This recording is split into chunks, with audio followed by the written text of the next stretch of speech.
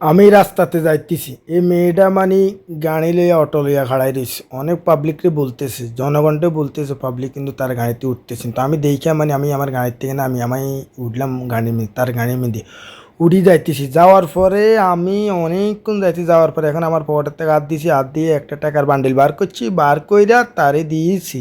এই নিত্য না, তারপরে বহুত কষ্ট পরে নিল আর কি, মানে কইতে কইতে।